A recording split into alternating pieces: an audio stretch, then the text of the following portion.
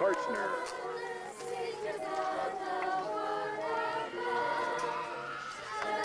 There is Jenna Andersen. And let's have a video camera warp out.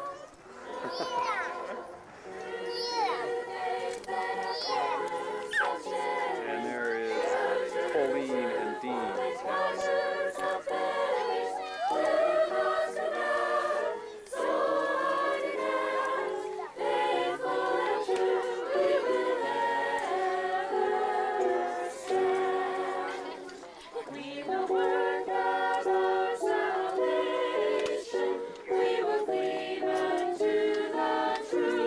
Zoom in. We will watch and pray and labor with the fervent zeal of youth. Mine doesn't have a zoom, so you don't have to do it manually. For which wonders are perished to the sky. So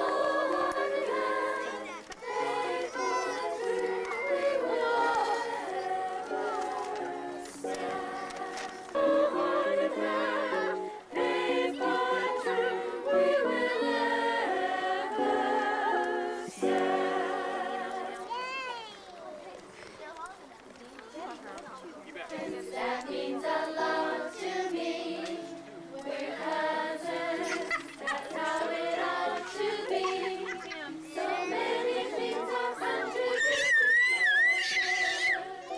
When we are here, our smiles will be well. We're cousins, that isn't hard to see. We're cousins, and we will always be. It's good to have someone to share your joys and tears, a friend to count on through the years. You can swing on time by tree. We can splash in the water, take a sliding spree. We can hardly wait till the union rolls around. Together friends just can't be found. We're cousins, that means a lot to me. We're cousins, that's how it ought to be. So many things are fun to do together. When you are here, our smile through stormy weather. We're cousins, that isn't hard to see. We're cousins, and we will always be. It's good to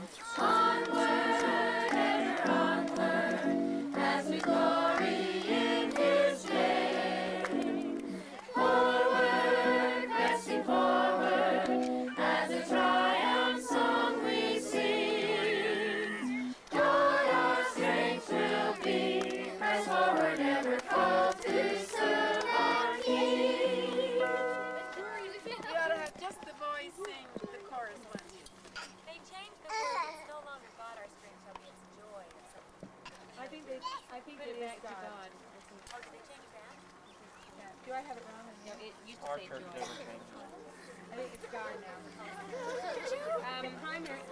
While Dawn is bringing this thing forward, we have a special guest of honor tonight who's celebrating her, I don't know what birthday. Mother, would you stand up here, please? Happy birthday to you. Happy birthday, dear Grandma. Happy birthday to you.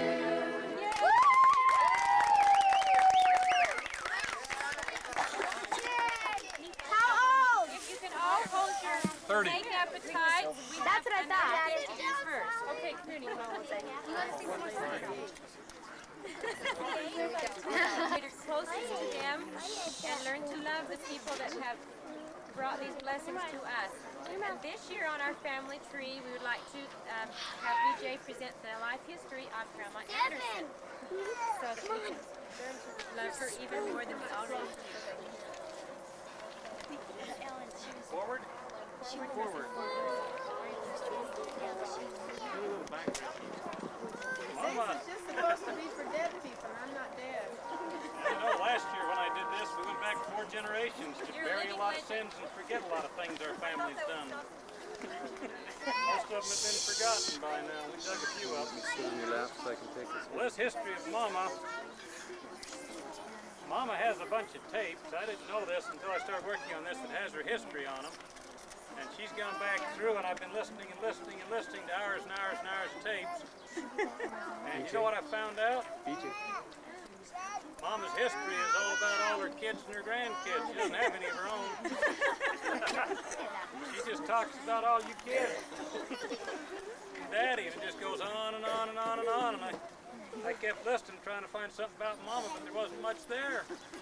That's because that's how she always is. So maybe she thinks her Always kids are her brothers. history. I don't know. They are. But anyway, she gives a little bit about herself, and then I called up Earl Smith, one of Mama's old boyfriends. He told me a few more things.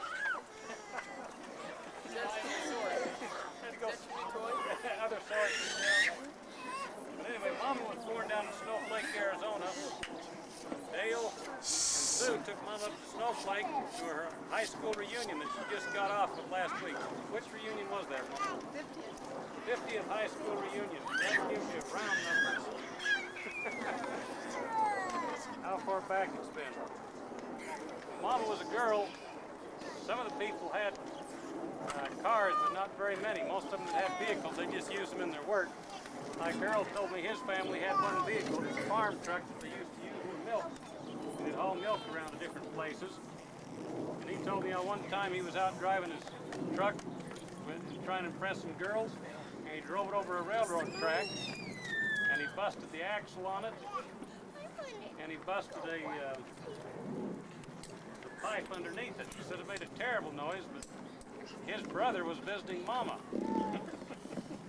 And so he said he coasted into where Mama lived and left the car there, the truck there, for his brother to take home and explain to Dad how come the axle was busted on it and the pipe didn't work on it.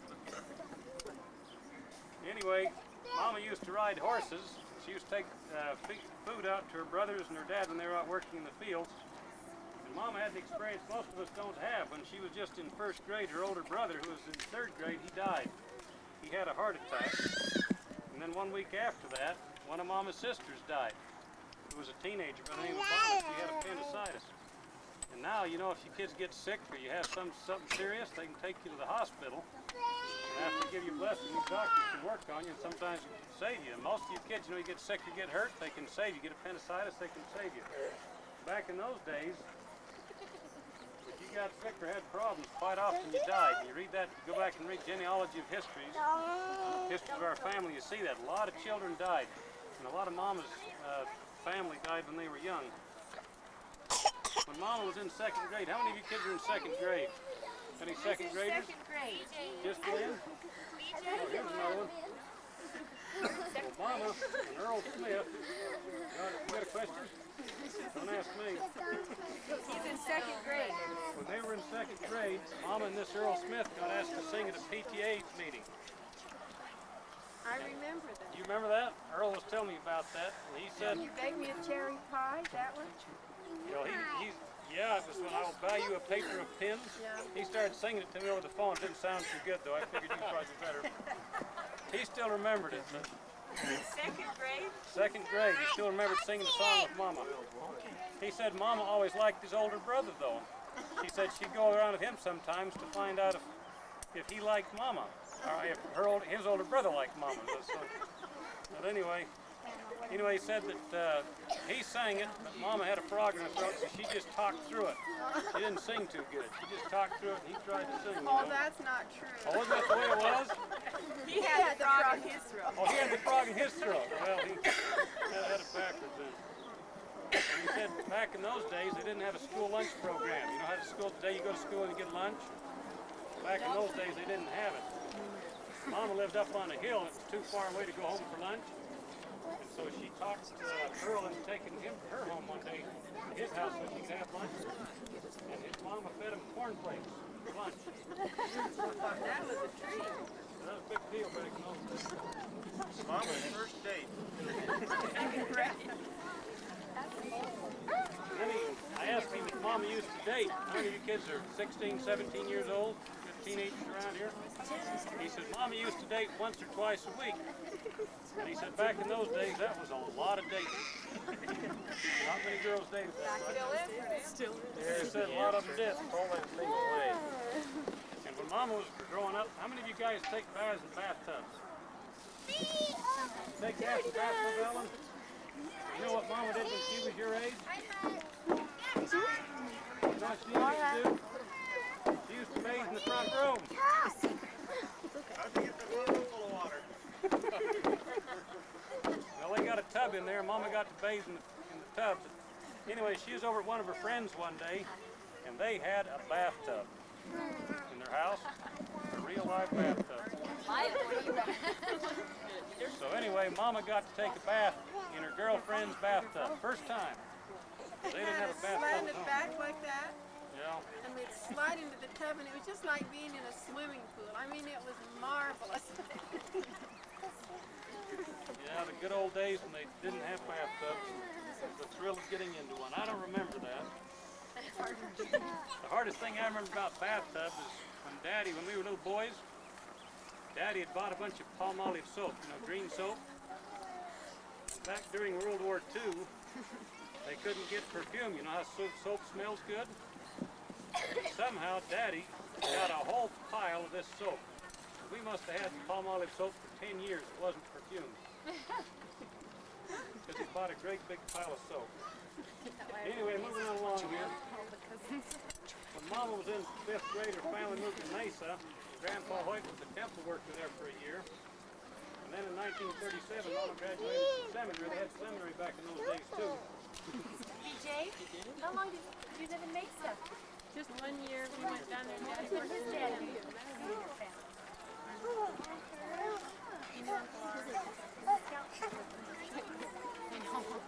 But after that, after Mama got out of high school, then she went to work in Bryce Canyon for a summer. Don't any of you kids do that? Okay then, but not so good now, I hear. But anyway, then Mama went to Flagstaff for a year to go to college. And while there, she got elected to be the women's president. And while she was a freshman there, her father got real sick. And they called her and told her dad was real sick, so she went home. And while she was home, Grandpa Hoyt died there. That's why none of us ever got to know Grandpa Hoyt, because he died even before Mama was married. None of us ever got to meet him. But anyway, Mama went back to college, but before she could do anything more in college, she got called on a mission to the Eastern States Mission. And after she came back, she went up to the University of Utah to go to school, but they wouldn't take her credits. Didn't like her credits. So Mama decided, well, I've been to school 3 years, enough of that, So she decided she was going to go to Tempe, and she didn't know the real reason she was going to Tempe, but she was going to Tempe to go to school. So anyway, she went down to Tempe, and guess who she met while she was at Tempe? Hey, Grandpa! Anyway, she first met Grandpa's brother, Uncle Darrell, and he liked Mama too. But he wasn't fast enough. I might mention one thing right there, BJ. Okay. Grandma Anderson told me once that she didn't ever hear her sons argue, but one night she heard Grandpa Anderson say to his brother Darrell, "Well, leave her alone, and I'll date her." And Darrell said, "Well, you're not doing anything." And Grandpa says, "You just leave her alone, and you let me take care of her."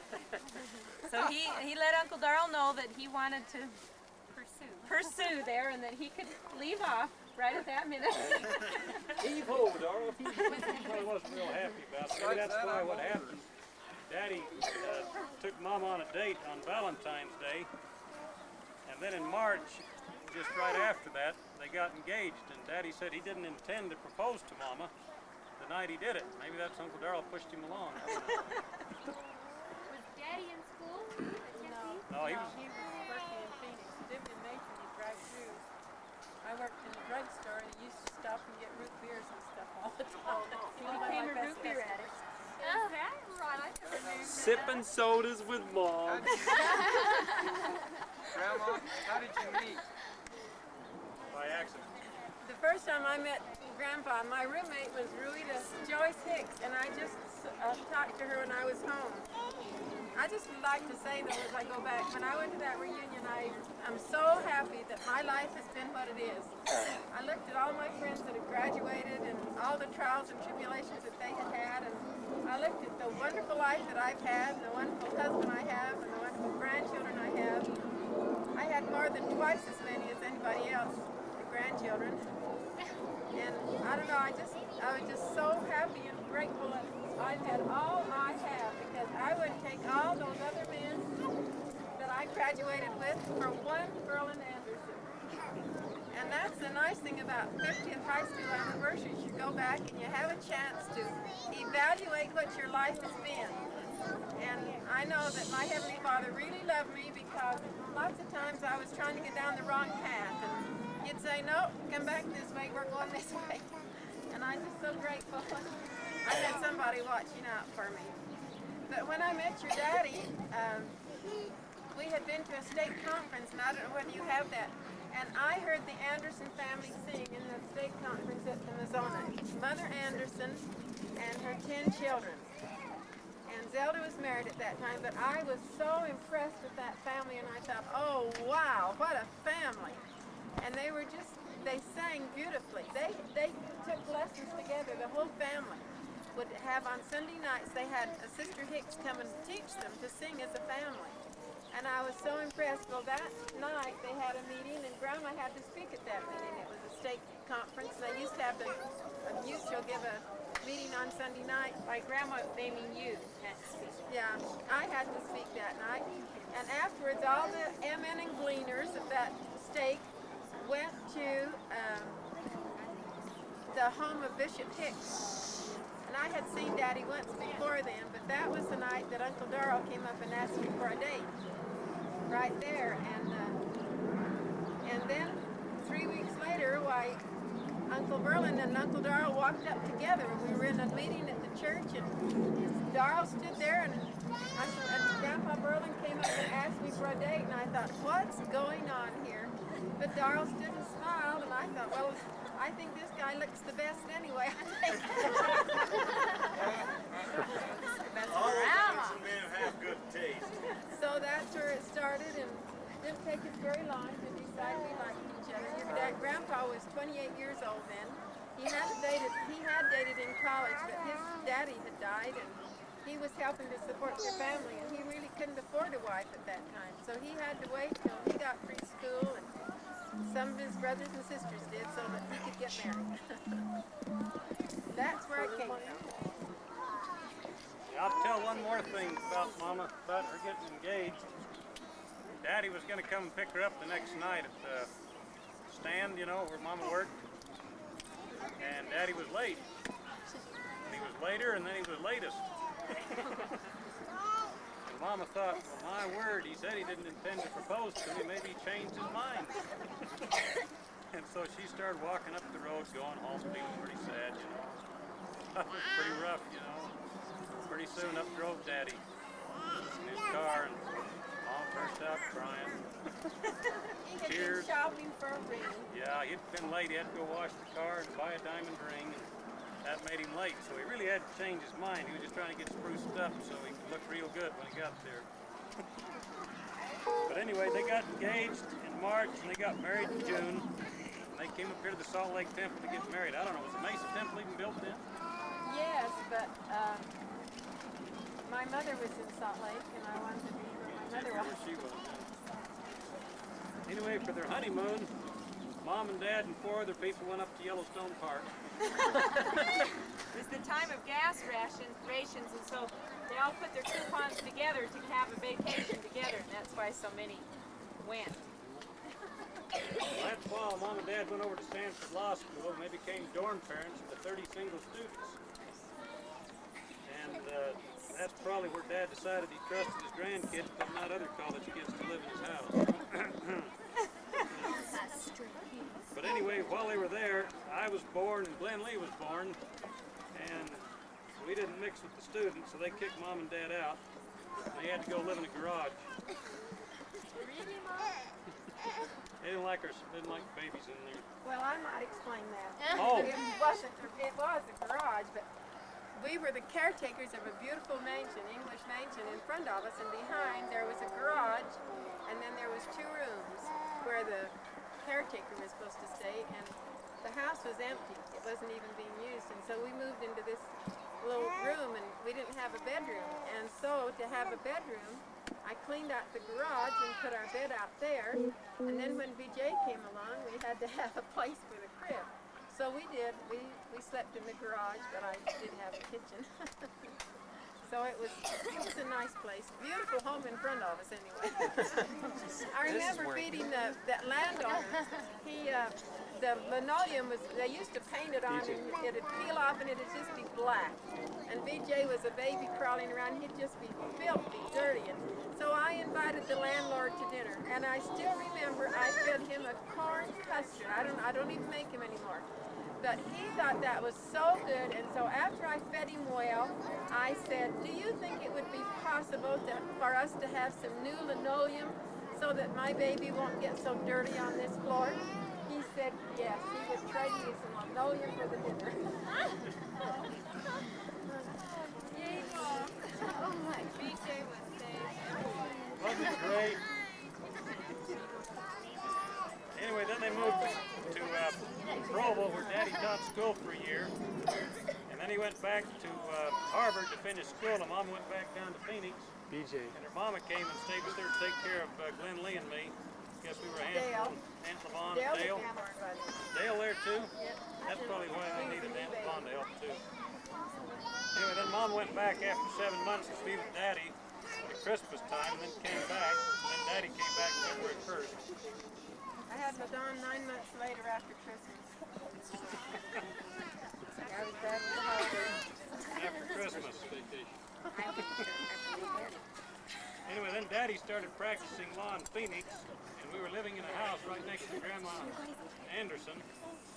I still remember that house. Grandma's house had a bunch of hornets on it. Lenley and I got up there one day with butcher knives. Well, I got up there first to kill all the hornets, and it didn't work out too good. They stung me all over, you know. And so anyway, I went down and got in bed, and Lenley felt so bad. He saw me crying. He got a butcher knife out, and he went out and he got up on top of Grandma's roof. And he started killing the hornets too, but anyway, they stung him. So by the time Mama got home, we were both lying in bed with their eyes swollen shut.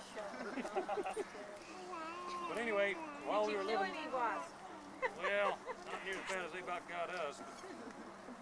But while we were living there right next to Grandma Andersen, Daddy built a new house out on Millett Avenue. And I went back to see that house about 5 years ago when I was down there in Mesa. And I walked up to the house and I knocked on the door, and there was this man and his wife there, a young couple. And I told them who I was, and I told them I just wanted to see the house for a minute, that I used to live here.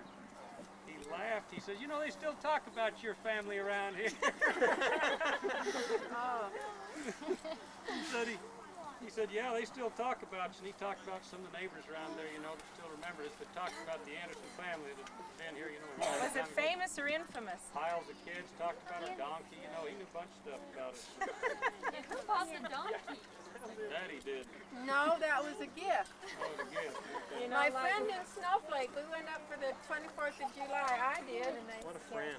And Who needs enemies? that was Hedger Ramsey, and they had this donkey, and they needed to get rid of it. And so I said to Grandpa, wouldn't this be wonderful if our children could have a donkey? So he came up to get me and brought a trailer, and we loaded the donkey in. And on the way home, we burned out the motor in the car, and that was our $1,000 donkey. And when we got it back, she had given it to us for nothing. But anyway, when we got back, we just kept it for a short time, and that donkey would bray and bray and bray. That's what the neighbors said. And they didn't like our donkey, and he was kind of a little bit wild anyway, so it scared the kids. So the neighbors suggested that we give the donkey away, so we did. I am one of my earliest memories is VJ or Glenn being tossed up. They had a teddy bear in their arms, and the donkey bucked up like this, and they flew off. Well, let me explain that.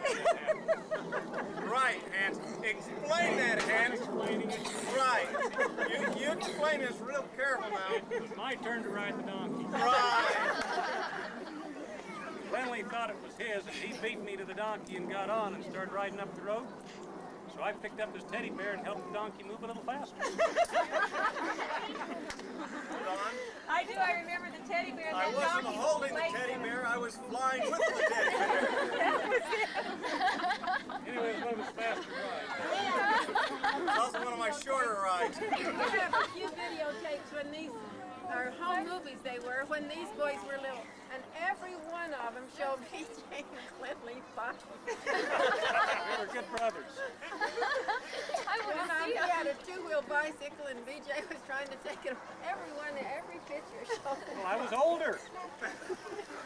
So if your kids fight, don't get discouraged. They'll grow up to be good men. The harder they Borrow fight, the Mama's better men they'll 8mm tapes and watch the fights. Yeah, I'm the rump in the family now. Back then when it counted, I was bigger.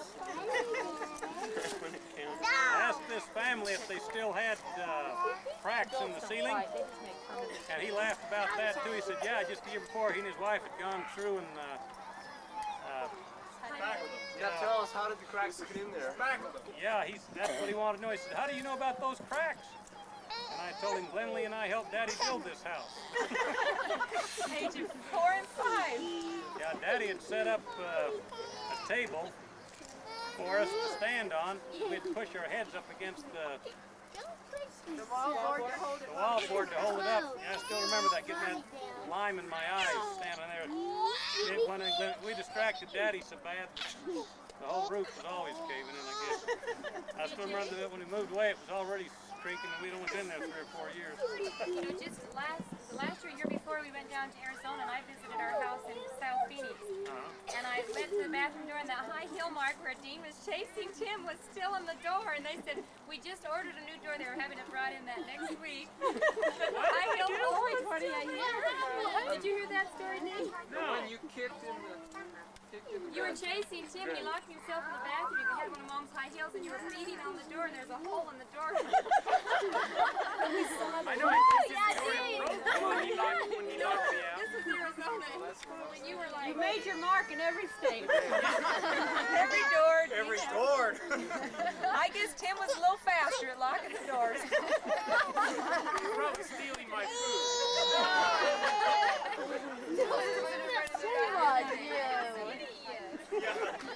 That's right. I was starved all those years. Now look at me. Oh, every time when he started to eat, he'd think, uh-oh, bathroom.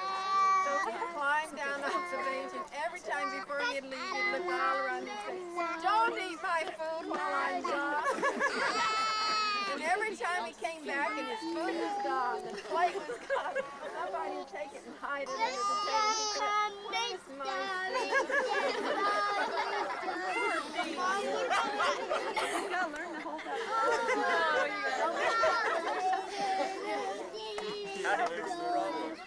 He started licking it. That's right, I did. In 1951, Daddy got the mumps, and all the rest of us did too, and I still remember that Mama wouldn't let us go in the house. or in the room where Daddy was, because I guess when you get the mumps and you open the door, the light can affect your eyes when you're older. It doesn't when you're young, it does when you're older. Mama used to keep us out of there all the time. You know, we all got the mumps and the measles and the chicken pox, and they gave them to Daddy too. And We had it for family. yeah, it was a family project. Anyway, we moved up to Utah, and in December 1954, this would be 34 years ago, Mama measured all of us that were around then, and I weighed 63 pounds back then. Glenn Lee was 54, Dale was 49, LaDon was 43, hard to believe. Karen was 35, Lynette 33, Kathy 22 pounds, Shirley gave 13, Lane, Tim, and Dean were still waiting to get down here. Anyway, we were all little people at one time, you little kids. We were all little. Okay, in 55 we moved into our house out on the farm. It had 8 bedrooms and 2,200 square feet on each floor. In 58 a new stake was organized, and Daddy was made a counselor in it. In 61 Lynette won the 4th grade hopscotch championship. Woo! That was for the whole state, right? That was the state. We traveled all the way to Logan on that. Well, it was for grade. I was 4th grade. Poor one's impressed. Look at this. Anyway, Taught her everything she knows. November of 61, Dean was born. He got brought home on Thanksgiving Day, which was my birthday. And Daddy gave a special prayer that day. He was real thankful. And let's see, in December 26, 62, the whole family moved back to Phoenix, except me. I stayed behind and lived with Lee Wren. When they went down there, they lived in a couple of trailers. Imagine our whole family in 2 trailers, but anyway, that's what they did. Those were 60-foot trailers. Big trailers? I never lived in them. I stayed in my Anyway, I'll get along and get this finished. Your mothers, those of you the Andersen sisters, used to sing together all the time, and they got to sing at a special June conference in the Tabernacle one year. And that same summer, they got to go up to President McKay's home. He was the prophet. Most of you probably don't remember that, but he was the prophet of the church for a long time. And they got to go to his home. What, pardon? What year? 67. June of 67. They got to go up to President McKay's home in Huntsville and sing in it. And that year, you know this big Provo Freedom Festival that was just held? Well, these girls all got to sing in that year too. And LaDon was Miss Congeniality in the Liberty Bell contest. Miss Jenny Allen. Miss Jenny Allen. He told the whole neighborhood Miss Jenny Allen. I look so anxious. Anyway, in 67, Glenn Lee got engaged to Phyllis. And I missed something here. Oh yeah, you got your... Oh no, I didn't. Just coming to it. Anyway, in January of 68, we held a special family home evenings, and we all made New Year's resolutions. You can listen and see how your parents are doing on their resolutions that they made 20 years ago. I said I was going to read scriptures and be more tolerant. I'm doing great on the scriptures. You had just gotten home from the mission? Yeah. Yeah, well, been 3 years or so. What year? This is 68, January 68. Glenn Lee said he was going to get married. That was his resolution. He's still there, aren't you, Glenn Lee? What? Yeah, okay. So he's doing okay on his resolution. Dale, he was in Finland, so he wasn't there. He was on a mission over there. Then LaDon said she's going to try and read the scriptures more and to be unselfish.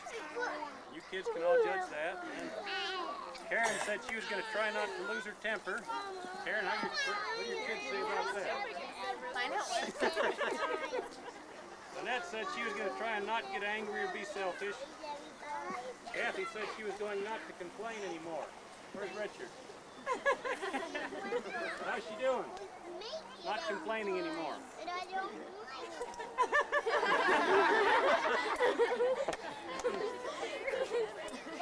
Shirley Gay said she was going to practice the violin more, and we said that'd be great if you bought earplugs for the whole family. Elaine said she was going to try not to get angry anymore. Brian? Answer that. Getting this Sounds on like tape an here. angry household. We were all going to not be angry anymore. Quick word. Then Tim and Dean. Tim said his resolution was not to sit on top of Dean anymore. And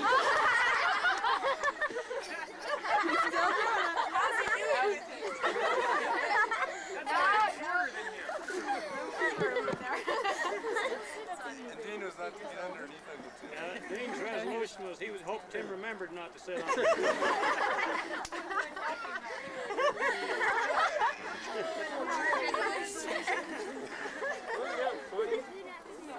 Anyway, in February of '69, Karen and Lynette went on a USO tour, and Don Red did too.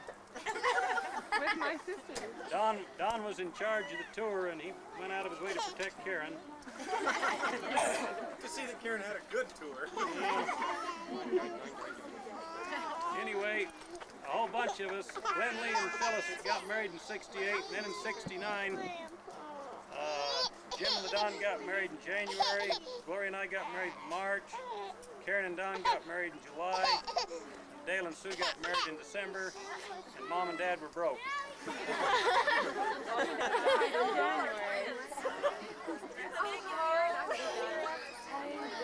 Yeah, 5 year anniversary. Yeah, anyway, we kept getting married after that.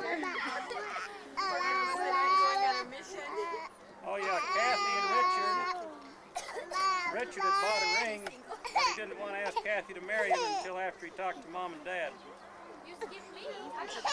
When did you get married, Lynette? August 19th. Where are you? We know she got That's married. okay, Mom. We know. We're here to prove it. It isn't, it's not here. Yeah, we are. I promise. We have a wedding. I promise it's in my history. I must have got it falling asleep during reading that part of it. Well, it was the next summer we got married. After all you guys, I was 8 months later. I've got here by 1971, Mom and Dad had 9 grandchildren. So everybody was in production. That's pretty fast for just starting getting married in '68 and have 9 up to '71. Everybody's going ahead with their families. That year, Mama got to go to Germany and stay with Don and Karen. She stayed over there for 6 weeks, having a good time. And She sold 500,000 loaves of bread to do it, too. I delivered every one of them. I thought Tim delivered half of those. Don got her a ticket so she could fly over there cheaper anyway. But anyway, Richard proposed to Kathy. He got a hold of Mom and Dad first and asked if it was okay on the 15th of January, and then on the 20th of January they got engaged. Then in April they got married. So anyway, that's as far as I got. And I figured it was an extra 20 minutes longer than the 15 minutes allotted to me, so I quit and felt good about it. Yay, the other half.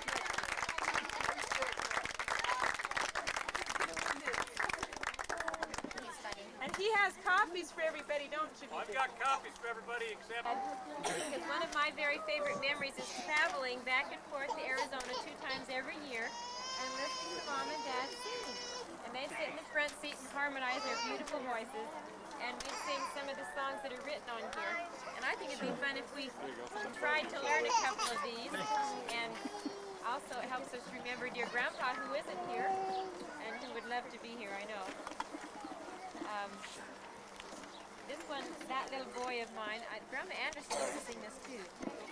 I remember her staying with us and holding Tim and Dean on her lap when they were born. She'd sing this to them. So should we do 2 little magic words? All right, let's start with 2 little magic words at the top.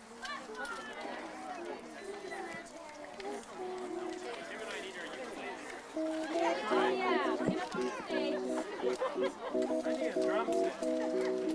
Yeah, back. I need a backstage drum set. There are 2 little magic words that can open any door with ease. The first little word is take, and the other little word is please.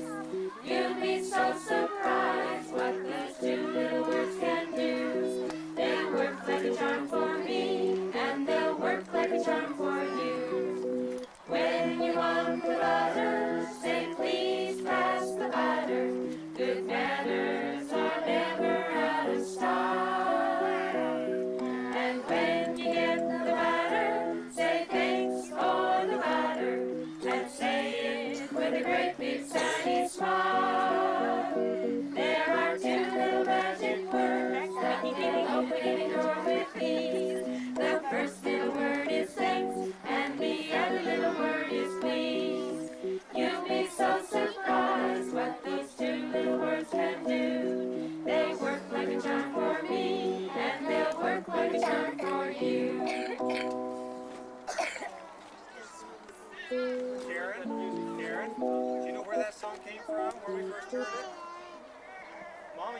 buy these records. You know, these 45 RPM records with great big holes in the middle. And that was off one of those. It was sung by Gene Autry. He's playing his guitar and singing that away, and we all learned it so we could sing it all the way down to That's the Arizona, all the way Andersen back. Family Reunion. We sang this at the Andersen Family Reunion. Hey Glenn, would you like to sing this one? These programs started a generation ago. Tim, stand up here. Tim, You want to come sit up here with Dad? While we sing a song? Come here and sing. song for you, Tim. Oh, boy, you got the right I thing. forget to sing this to you. I do it on your mission. No, I'm going to watch it. That little boy of mine. Huh? You know, Dad used to sing this to me all the time. All You right. know, she up there to sing. Uncle VJ, Dion, you're remember. on. You know this. They used to throw army trucks at each other. That's all. As bad as you.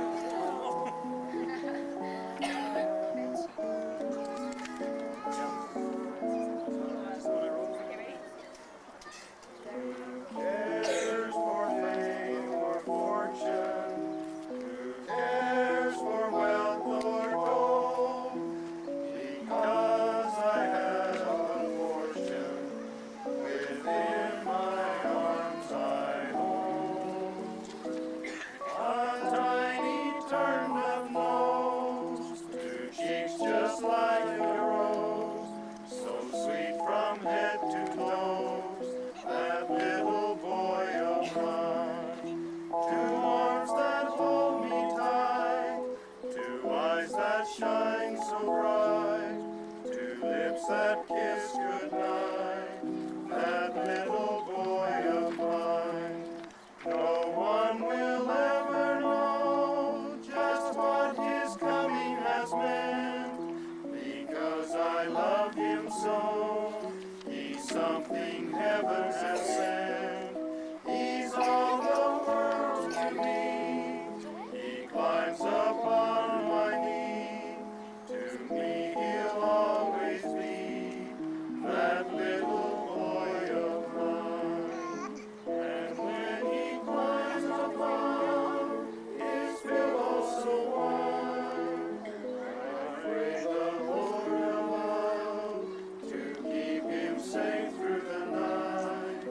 In dreams I see his face and feel his warm embrace.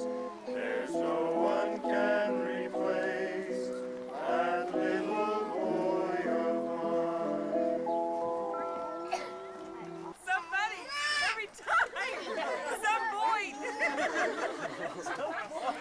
Mom's typing skill carries over. Some boy loves you. So much, man. So the dot is over. Still like it. How about to the listening love? The one that has the music written out, love is something if you give it away. I love that song, but I lost the song. The one that's turned on the music right here. Love is something If you give it away, give it away, give it away. Love is something if you give it away, you'll end up having more. It's just like a magic penny. Hold it tight and you won't have any. Send this favorite and you'll have so many. They'll roll all over the floor. Love is something if you give it away. Give it away. Give it away. Love is something if you give it away. You'll end up having more. Let's do one more. May the good Lord bless and keep you. And then we will have a closing prayer and some games. May the good Lord bless you.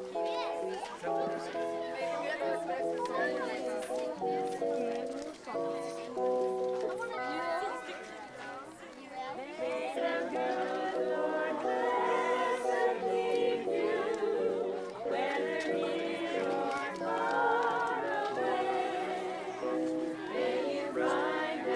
Long away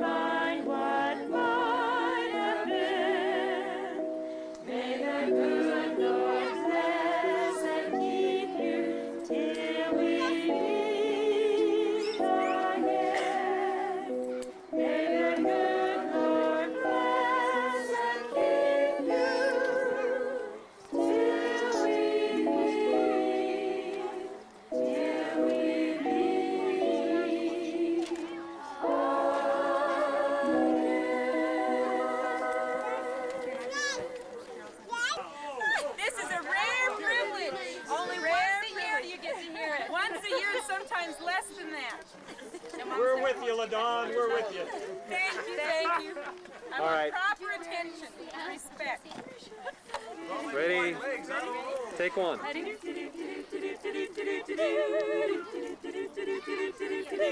If I never met ya, I never knowed ya. If I never knowed ya, I never loved ya. If I never met or knowed ya, I would never loved ya, but I did. And I know. If I never loved ya, I never kissed ya. If I never kissed ya, I never missed ya. If I never loved or kissed ya, I would never miss ya, but I did. And I does and I do. I keep wondering if you love me too. Will you say I do? I keep wondering if you miss me too. And if you feel the way I do. If I never met ya, I never knowed ya. If I never knowed ya, I never loved ya. If I never met or knowed ya, I would never loved you, but I did. And as I do, I did, and I done, and I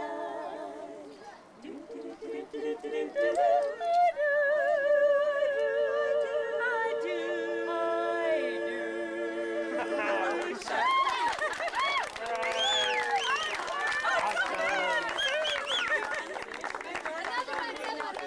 Oh, my kids say shucks. Yeah, you guys used to say darn it. You blew it. Darn it! Do all of What'd you they know say, why Shirley's Sharna? not here? Her girls say shucks now. Shucks? She's expecting a baby tomorrow. Right away. So she's going to add to our food basket. We miss her. It's going to be a girl. A girl, that's right.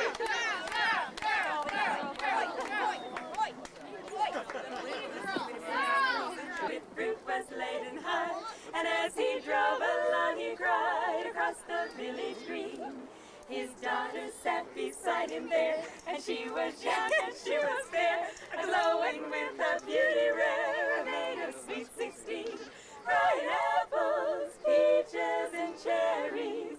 We got a lot of apples, peaches, and cherries. A young lad called them to his door. He bought some fruit and then bought more. His longing eyes were begging for the lonely maid to stay.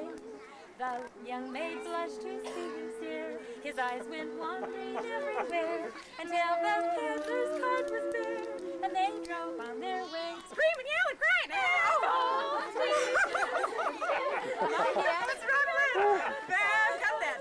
peaches, and cherries. Nay, in vain he waited long to hear her sing familiar song. The fruit was ripe, the girls were wrong. The lovely maid passed by. He saw and found her in the mart. He wooed and won that maiden's heart. And now 12 children ride the cart, and there'll be many more. Apples, peaches, and cherries. We got a lot of apples, peaches, and cherries. Now, if there is a moral here, such fruitfulness will make it clear. Shut your window when you hear a peddler at your door.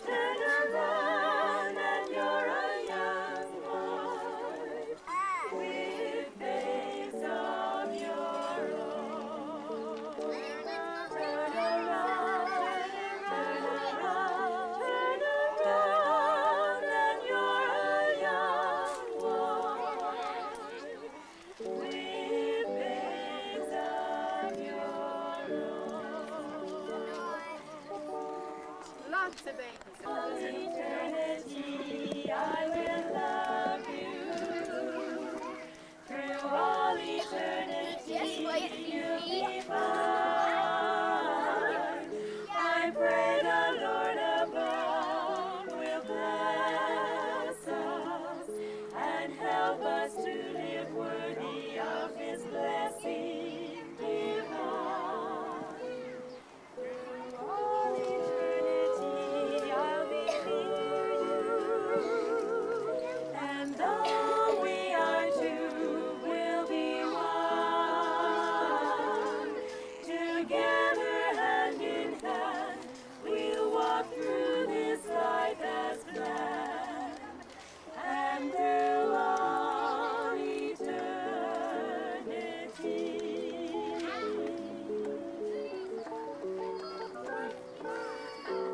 Through all eternity, I will love you. Through all eternity, you'll be mine. Together, hand in hand, we'll walk through this life as planned, and then on and on, through all eternity.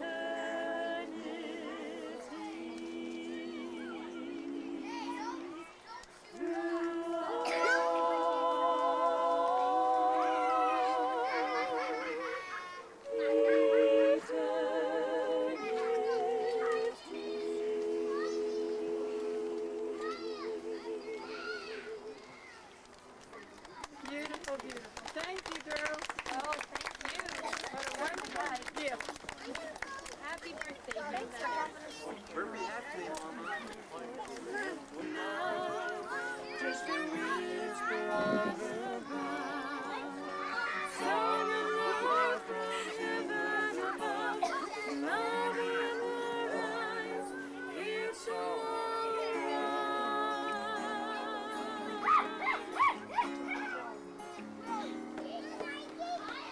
Song of love, bring I don't even remember how to sing it. song of love, bring me harmony with the heart of one who loves me in a day I long to see. Oh, song of love, bring the joy I'm told comes from the dream I hold when hearing the song of love.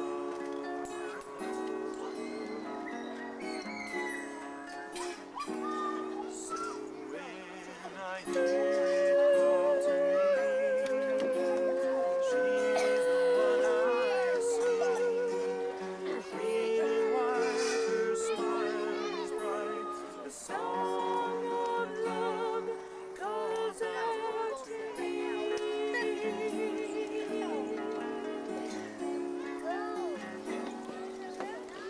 Oh, song of love, bring me harmony with the heart of one who loves me in a day I long to see. Oh, song of love, bring the joy I'm told comes from the dream I hold when hearing her song of love.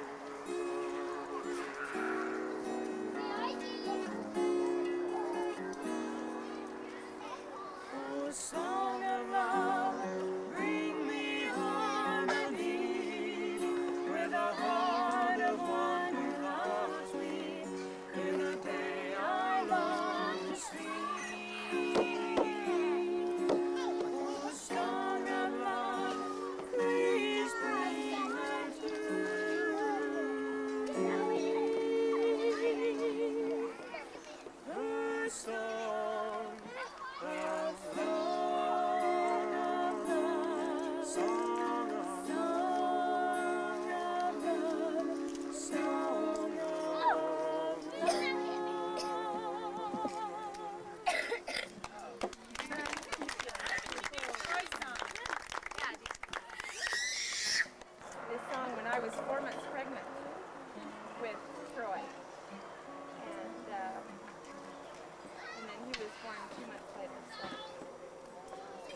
feel he was inspired. He's only written one song since.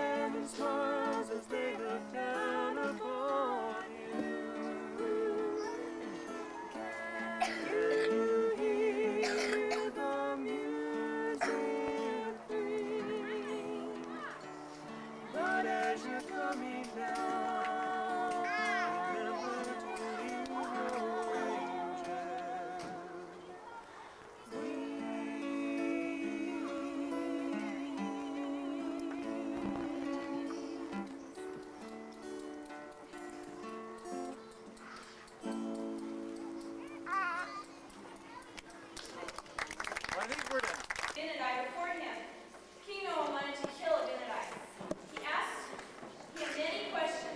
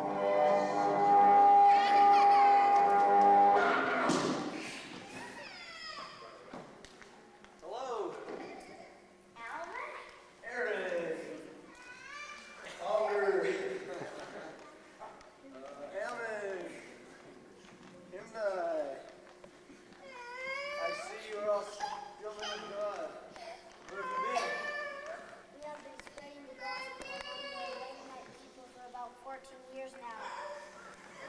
Such marvelous stories of success, Mom. A noble cause and such noble men. We have experienced much joy in bringing these people to knowledge of the truth. Christians are immersion of these people who have been our enemies these many years. It's surely a great miracle. I would love to hear about your experiences from your own lips. Please sit down and tell me your story.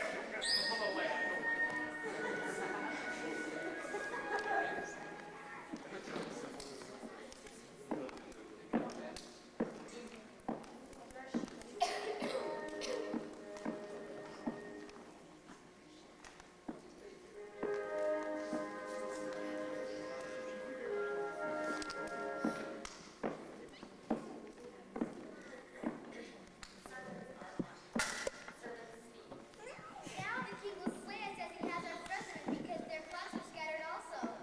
Our flocks are already scattered.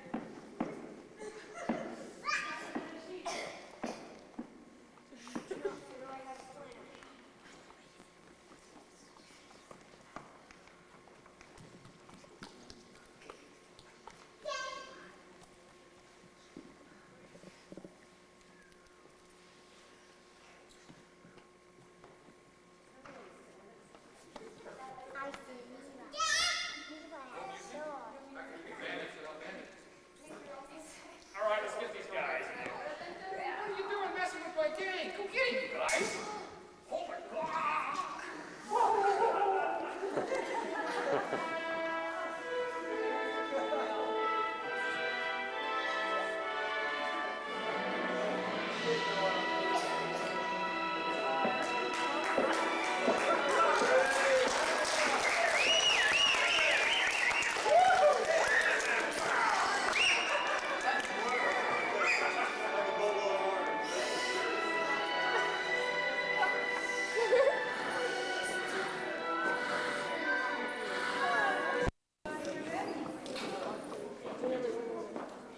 Now Malachi had conspired to be king and had caused great wickedness to come upon the people. And now it came to pass that when Moroni had heard of these dissensions, he was angry with Malachi. And it came to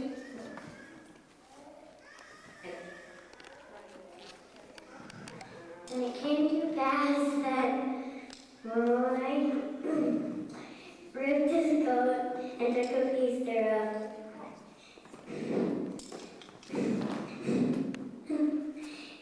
And in remembrance our God, our religion and freedom, and our wives and our children and our religion. And he fastened it upon the indelible.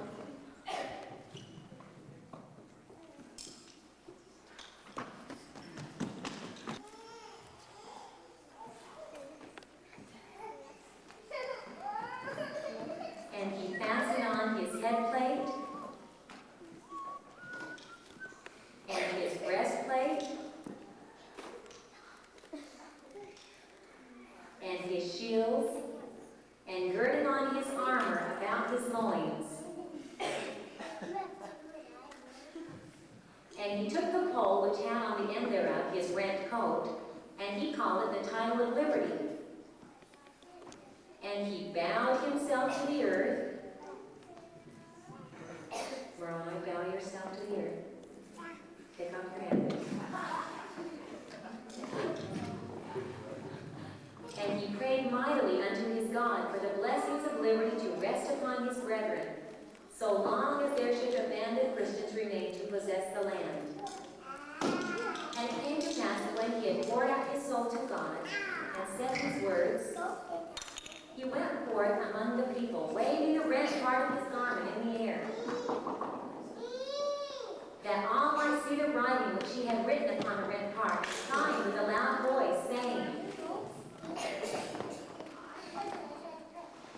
Whosoever will maintain this title upon the land, let them come forth in the strength of the Lord, and enter into a covenant, that they may all maintain their rights, their religion, and their freedom. And it came to pass that when Moroni had proclaimed these words, behold, the people came running together with their armor girded about their loins, rending their garments in token. What's his name, Nathan?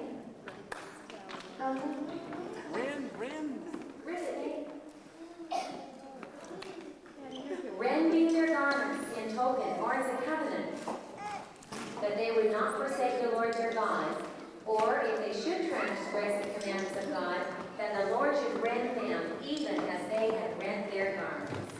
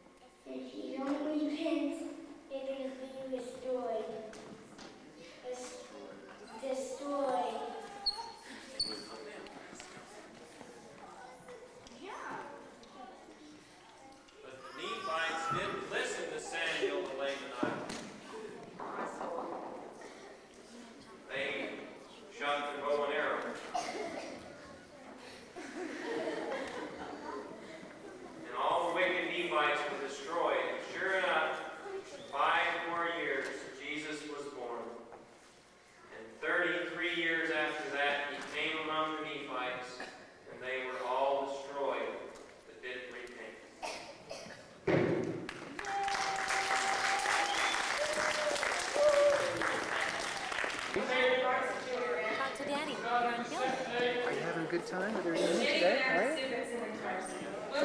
Paige, are you having a good time at the reunion? What did you like best? I like this. Yeah, yeah. Quincy, how about you? Are you having a good time at the reunion? What did you like best so far? What? What did you like best so far?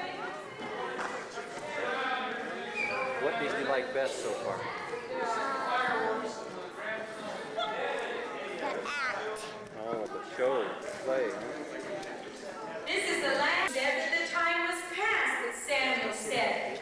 There was going to be the day and the night and the day laughing at him.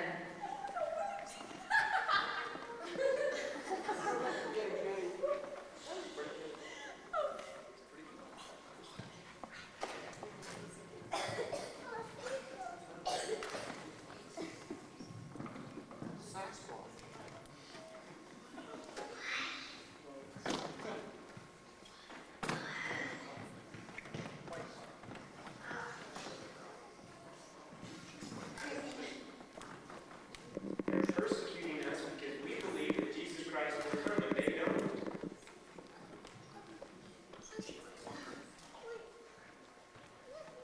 That behold, they did watch. Behold, the Nephites were victorious, and the Gadianton robbers and its leaders were destroyed, and the hearts of the Nephites were filled with joy, under the gushing out of many tears.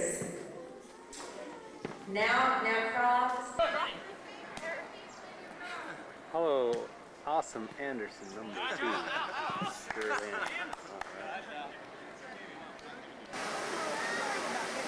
All right.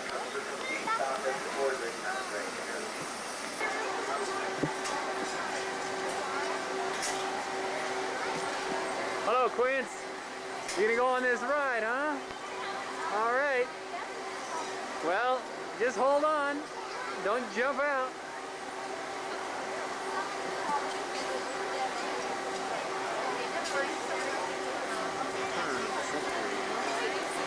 Seafood!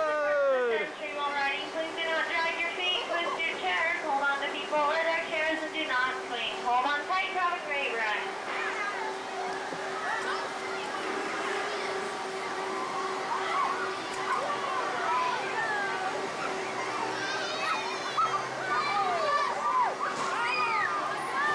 Hey, Quincy!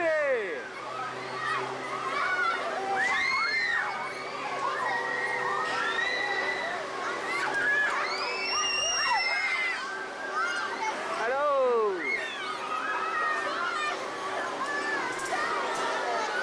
Didn't forget this, though.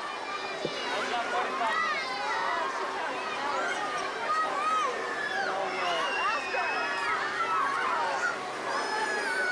There she is! Whoa!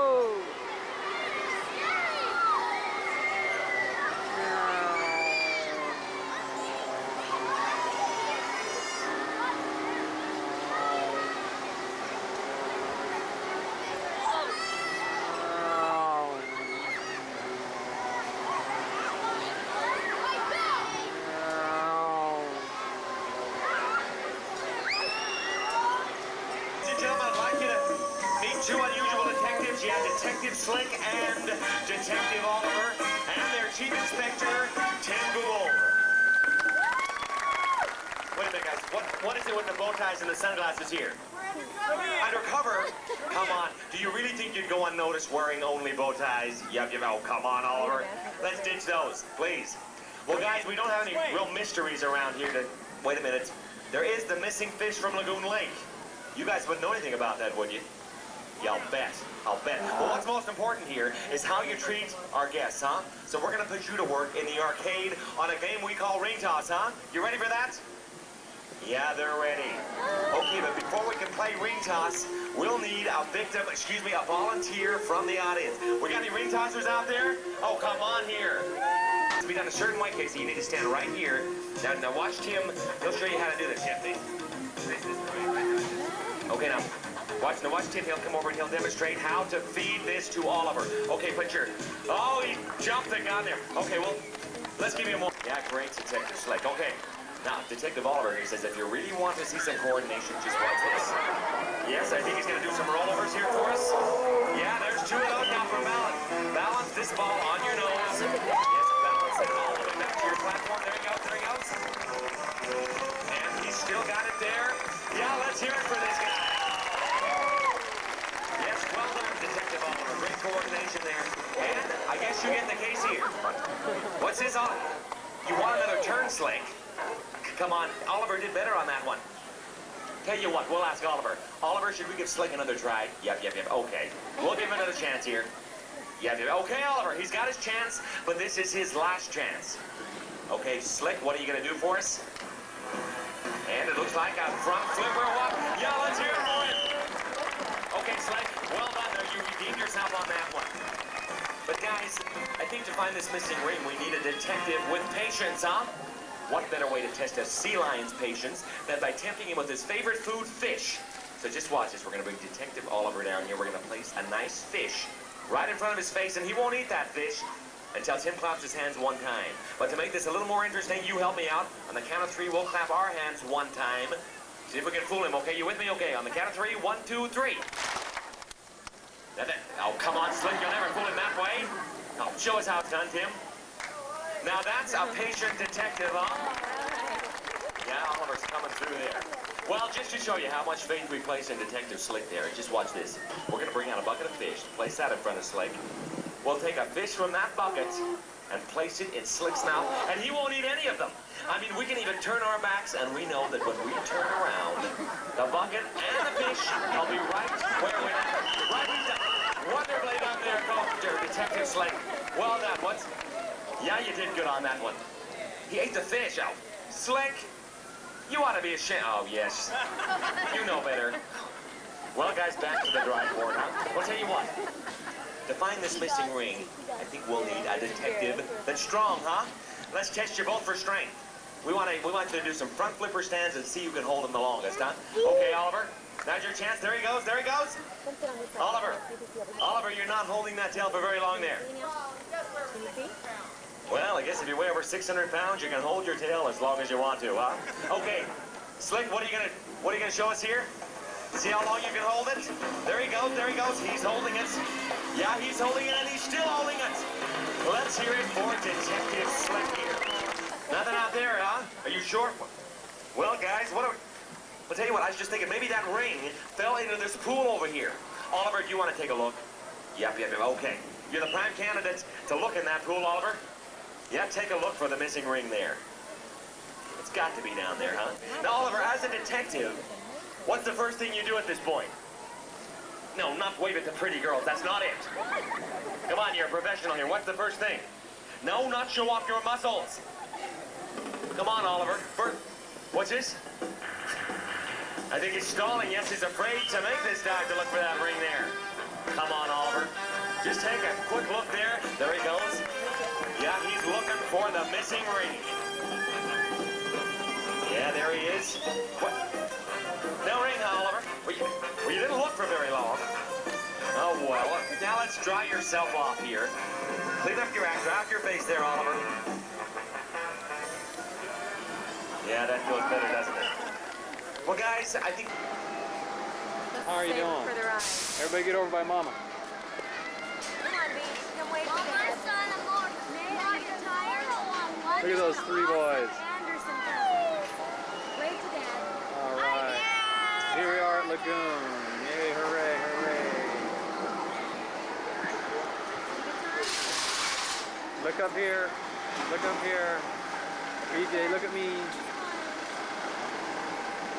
How you doing, BJ? Say hello. I'm scared. You're so scared you pulled a tooth out, huh? We're up here on top of the Ferris wheel, looking down the ground. And there should be some other Andersens behind us. Yeah. Hey! Hello, you awesome Andersen. There's some roller coasters. There's a big one over there.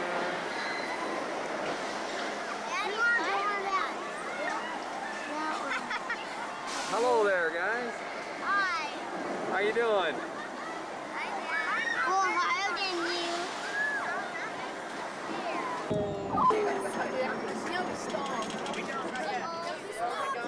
Give everybody a chance to vomit. Oh, just do not spit. Do not spit from the top.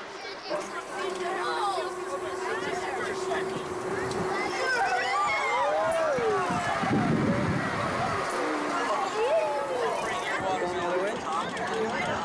Boy, I hope I don't blow up.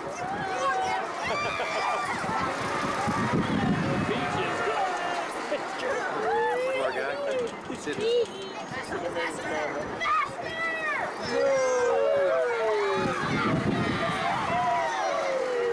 I don't know why I ever did this ride. Well, we're on the sky ride here.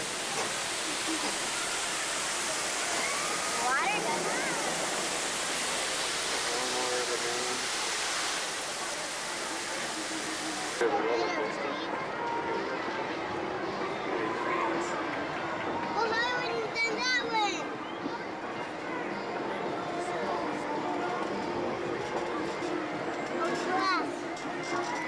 No, we're not.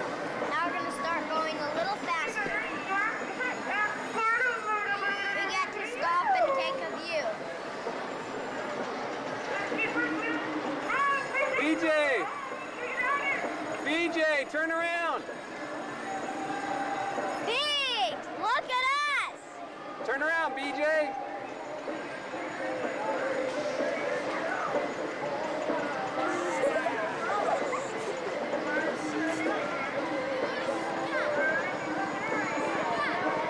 I just...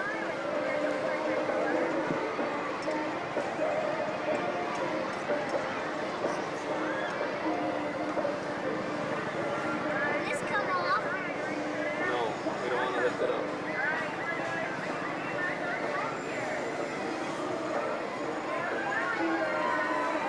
Michelle! Michelle! Hello. Hi. How are you doing?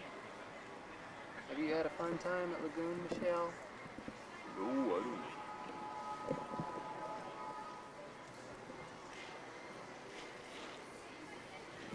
Elise? Elise, tell me, what did you like best about Lagoon, huh?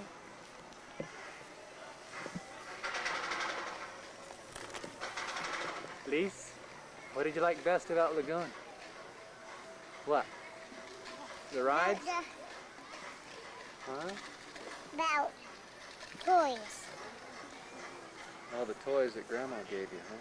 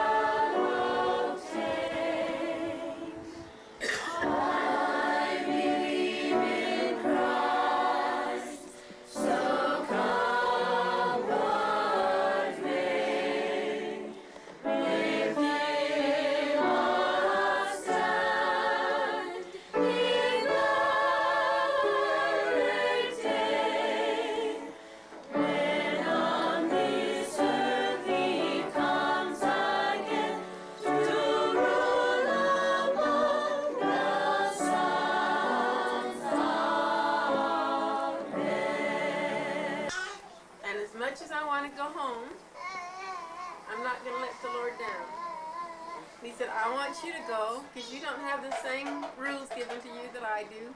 And I want you to tell them how much I love them. And he said, you know, if our grandchildren went on their mission and there was something big going on at home, we'd be ashamed of them if they packed their suitcase and ran home. And he said, I think when they look back that they will, I say this, I think that we will know that Grandpa made the better choice. The Savior wouldn't have left his job, and your daddy Grandpa tries to be as close to the Savior as he possibly can. And so to him, this is a sacrifice. It was one for me too, for him not to be able to come, but he really is cheering for his grandkids. I remember one time at a family reunion, so many of the children were saying how much they loved their mom and dad and everything, and he said, and what great parents we had been to them, and he said, we will know how good of parents we were when we see how good you are, how good your children turn out. And I want you to remember that. If you're proud of Grandma and Grandpa, you make sure that you're good kids, because you're the ones that will be the test. You'll be the ones that show how good we were to raise your mom and dad. We loved them and we did things that were wrong. I just want to relate a story really quick that maybe will give you a little guidance.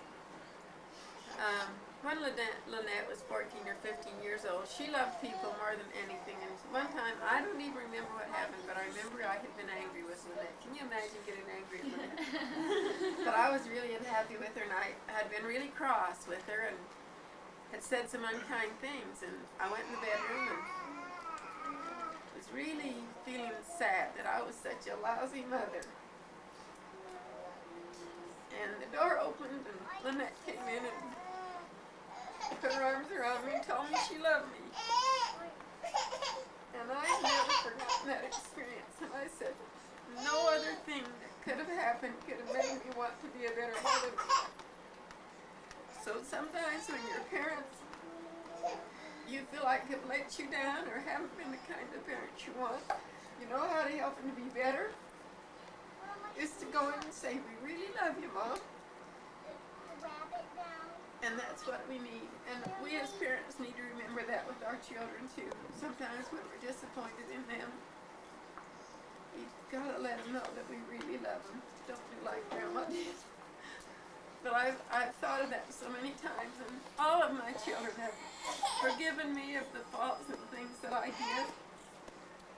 Because you're only a mother once, and you sure have a lot to learn as you stumble and moan and groan along the way.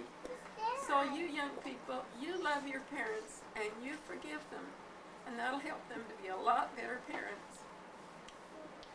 I just know that if Grandpa was here, he would say the things that these girls have told you as he talked with them.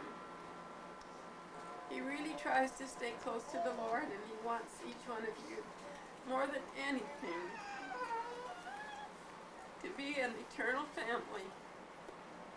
We don't want to have one single person missing, because if they're not there, it's not the family. When I was carrying Lynette, I was having a bit of a rough time, and one of the families, the Martinson family, took Glenn Lee to stay with them because I had to stay in bed. And they really wanted to keep him all the time until I was able to get up and take care of him. And you know, when Glenn Lee was gone for a month, it wasn't a good experience. It was terrible. I kept thinking, where's Glenn Lee? What's he doing? Is he all right? And it made me realize how our Heavenly Father feels about each one of us when we're not close by, and we're not doing what we should do. Because His Spirit withdraws from us when we aren't doing what's right.